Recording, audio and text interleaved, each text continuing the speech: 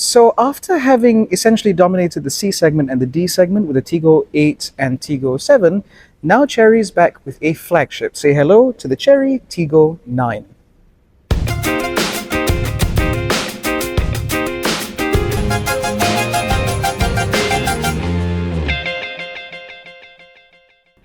Now, somewhere under all of this plastic, you will find a 2-liter turbocharged 4-cylinder petrol engine, which is actually very familiar because we've actually seen this engine before from the Chery Tiggo 8 Pro. In terms of power outputs, this produces about 256 horsepower and 390 newton meters of torque. However, that power gets transmitted to all 4 wheels via a 7-speed dual-clutch automatic gearbox.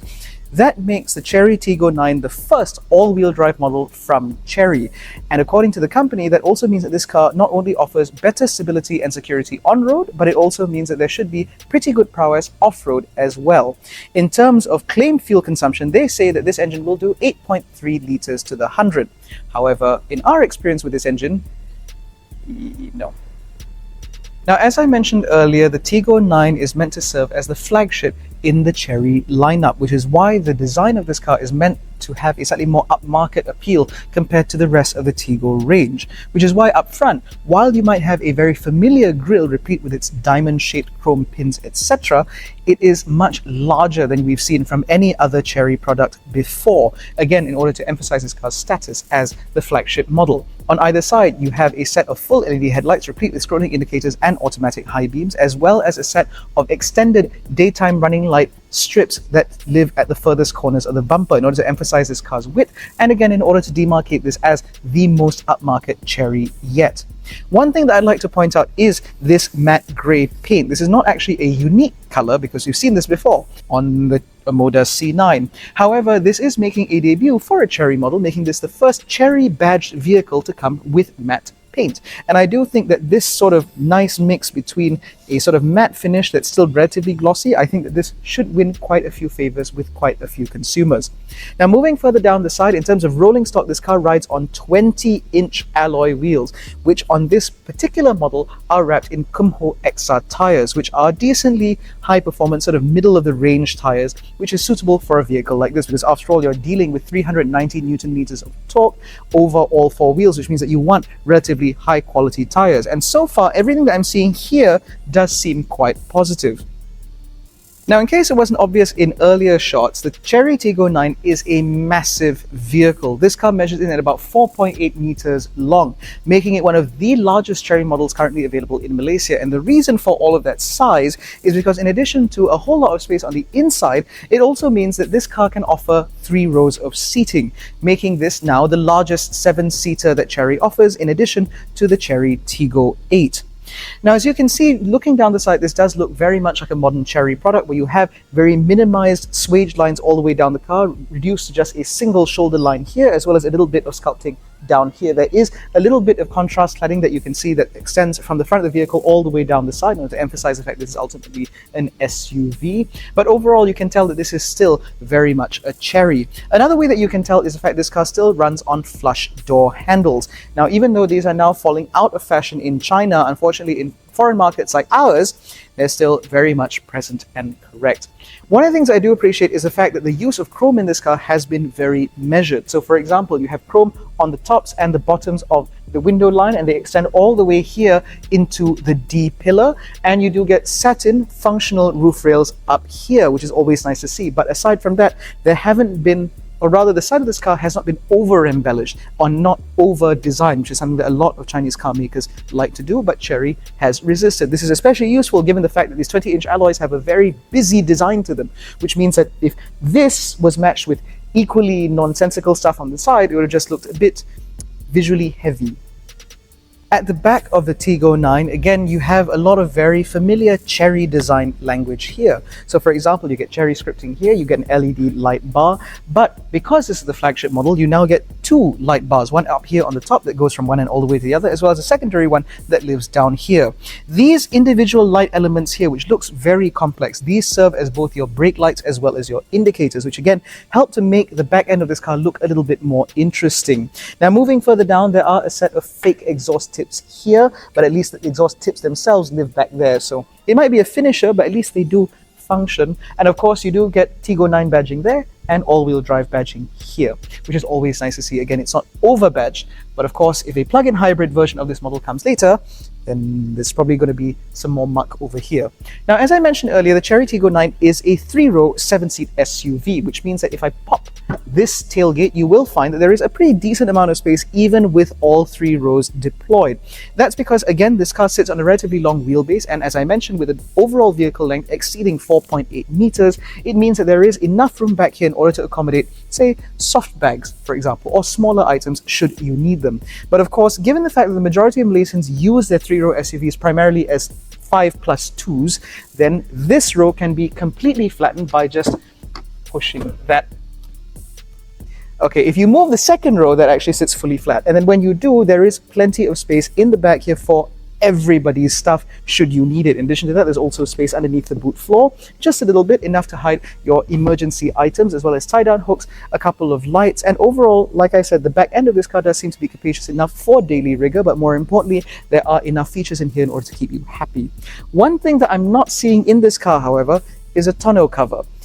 So I'll just have to ask and see if it'll come with it, because I do find that whenever a rear end or tailgate does not come with a tonneau cover, it tends to be a little bit less private when you have stuff in the back, for example, over a long road trip, and it would be nice if a vehicle like this comes with one. That said, however, there is not enough room underneath this false floor here to hide one, so maybe that's why they're not including it. But overall, so far, so good. The interior of the Chery Tiggo 9 is a mix of the familiar as well as some elements that are quite new. But what is quite clear to me is the fact that Chery is learning. So for example, one of the things that we've come to like about the existing Chery Tiggo lineup is the infotainment systems that are currently available in the Tiggo 8 PHEV, and that appears to have been carried wholesale into the Tiggo 9. So up front, we have this massive touchscreen which controls the majority of the car's functions, and more importantly, in terms of the quality of this screen, this appears to be of a slightly higher quality than what you currently get in the Tiggo 8. In terms of functionality, it is identical to that car, which means you have your wireless Apple CarPlay and Android Auto, as well as the typical sort of user interface that we've come to get very used to from modern Chery models. Now, in addition to this, we also have a full color instrument cluster here, which is decently large in terms of acreage, and therefore it can provide the necessary information and views right in your line of sight. But supporting this is actually a full color heads-up display, again, a first for a Chery branded model. And so no matter where you look, you always have the necessary information at hand without having to look too far away. So while this is familiar, what is quite new, however, is the overall interior architecture. The design of this cabin has not been lifted from any other existing Chery model. That seems pretty obvious. Elements, for example, like the full width element that goes from one air conditioning vent all the way to the other, a singular line of silver from one end to the other, makes this cabin feel very wide and very capacious. The same can be said of this open pore wood trim, which is not wood, and also the use of its ambient lighting strip that lives down here. Now, I want to point this out because firstly, where the wood ends, they put a little bit of chrome here, which is always nice to see, but also Chery has moved away from having ambient lighting in positions where it glares directly at you. Now, they've begun to understand that it looks a lot better when your ambient lighting comes off in a diffused way like this. This was actually something that we first saw again from the Chery Tiggo 8 PHEV, and it appears that they understand that because this execution works a lot better, they're now going to roll it out onto other models, especially more upmarket models like the Tiggo 9. That's pretty good. The other thing that I'm glad they've resisted is electronic air conditioning vents, because these are all nice and manual. But what's surprising to me is actually the action of them themselves. The way it moves from left to right, the way it glides, it feels very sturdy and quite heavy. For something that is, again, bearing a Chery badge, which you wouldn't expect to be particularly expensive, this feels very nice. The same goes for the rest of the materials in the cabin as well, because the dash top, for example, is nice and soft. The top, the door cards are nice and soft, and even down here where you find this sort of rib material in order to make this look and feel a bit more upmarket, it just feels very nice. The center console, for example, this upper part here is nice and soft. Even the center console lid feels nice and soft. And when you open it, it has the same action that you get from upmarket Mercedes-Benzes, revealing a decent amount of space in here that is most importantly air-conditioned, which means that if you do put drinks in here, they can stay quite cool. Now, aside from that, again, everything in here does feel a little bit more familiar. You get a bunch of Sony speakers in here, 14 no less, replete with 2 that are mounted in the driver's headrest, which means that as you're driving along, all of the necessary information that needs to be told to you, like your Waze readouts and so on, will be given to you directly where your ears are, which is nice. And the remaining 12 speakers in this car should be pretty good for, you know, general infotainment stuff. In addition to that, you also have a wireless charging pad here. There's space underneath, which is where you'll find not only space to put things, but also a USB-C and USB-A port, as well as a 12-volt socket. You have a couple of cup holders up here, that center console bin that I mentioned earlier, as well as a pretty decently sized glove box, which unfortunately isn't lined in felt, which I would have expected given the fact that this car is being positioned as a flagship model. Now, one of the things I'd like to point out is the fact that this being a Chery model, again, there are some niceties in here that you don't expect. So for example, this leather-wrapped steering wheel is expected, as are the controls for your adaptive cruise control on this side, as well as your infotainment on the right.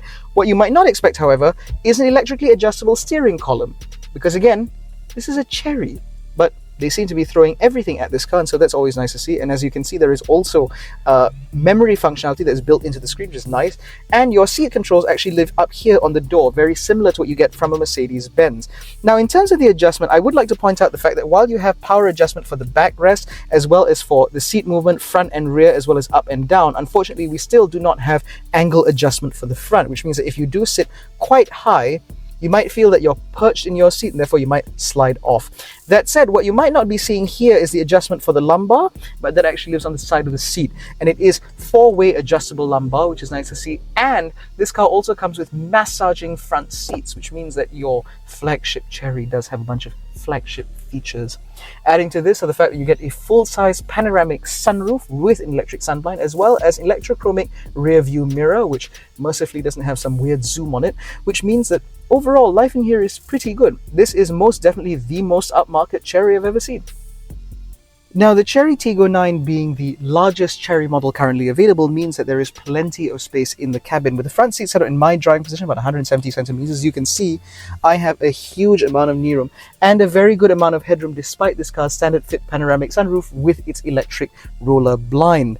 In terms of under-thigh support, that's also very well provided. And in terms of material quality, in the back half of the cabin, it is just as good as it is in the front, with soft touch materials everywhere the eye can see, only getting stiff sort of down here. This is where it gets a little bit scratchy.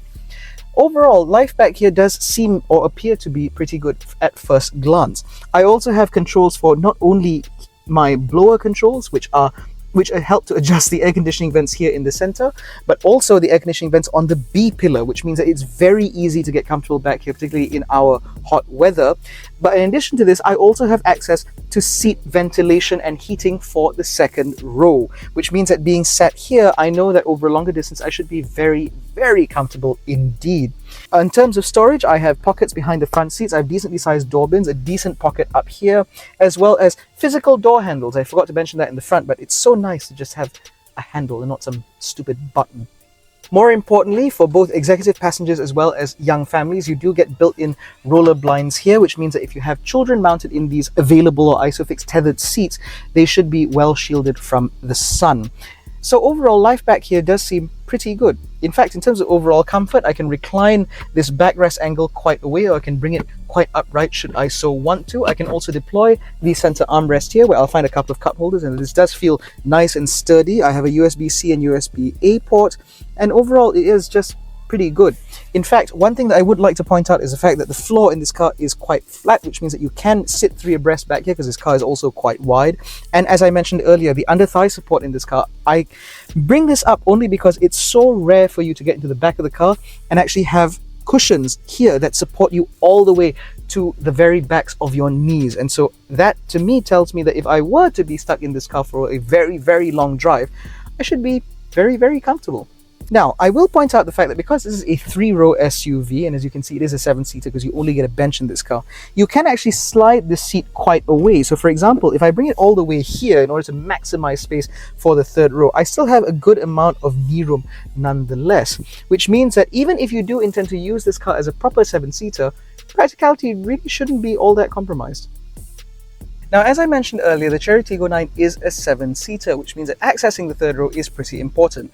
Now, Chery has integrated a one-touch entry function on the driver's side, where if you pull this lever here, the whole seat sort of pivots out of the way in order to maximize the amount of space into the third row. And as you can see, there is a pretty decent amount of space here, but the floor is quite high. Doesn't matter. If you have children, for example, or children's young friends, that shouldn't be an issue at all. Now, clambering back here through this space is not that hard. And once you're here, there is a pretty decent amount of space. Now, if I try and get the seat to come back a bit, kind of where it was earlier.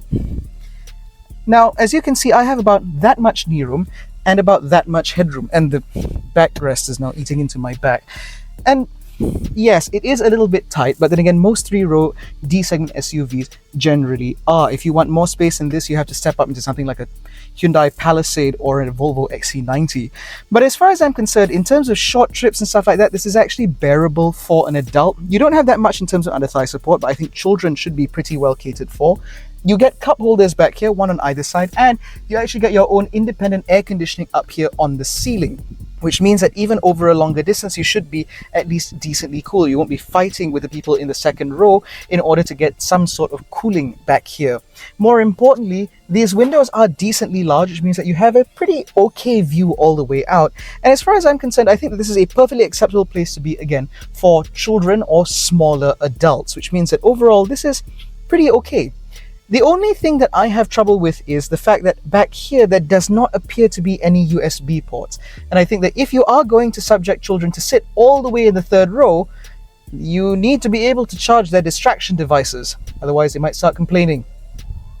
Now, like any modern Chery, the Chery Tiggo 9 also boasts an impressive list of active safety features, which include no less than 23 features, according to their count. These things include things like autonomous emergency braking with pedestrian and cyclist detection, lane departure warning, blind spot monitoring, a 540-degree camera, or a 360 cam that looks under the car, automatic high beam, etc. There are enough safety features in this car in order to give it a full level 2 semi-autonomy rating, which is exactly what you'd expect from a modern vehicle.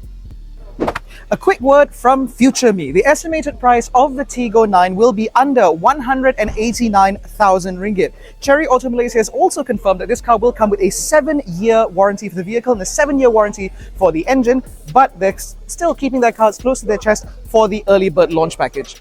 Now back to prior me. So given this car's estimated pricing as well as its estimated introduction timeline, let us know what you think about the Chery Tiggo 9. Is this the large SUV that you see yourself driving, you and your family about in? And more importantly, what do you think about Chery's move towards a slightly more upmarket segmentation? Is this necessarily something that Chery should be doing? And more importantly, is this how they should be doing it? We'd like to hear from you in the comment section below. In any case, that concludes our media preview of the Chery Tiggo 9. If you enjoyed this video, please give it a thumbs up, subscribe to the channel, hit the little bell icon to notified every time we make a new upload. Don't forget to follow us on Facebook, Twitter, and Instagram. All the links in the description below, including the link to join our new WhatsApp channel, where you will join almost 2,000 members. Thank you so much for watching. We'll catch you in the next one. Take care and stay safe.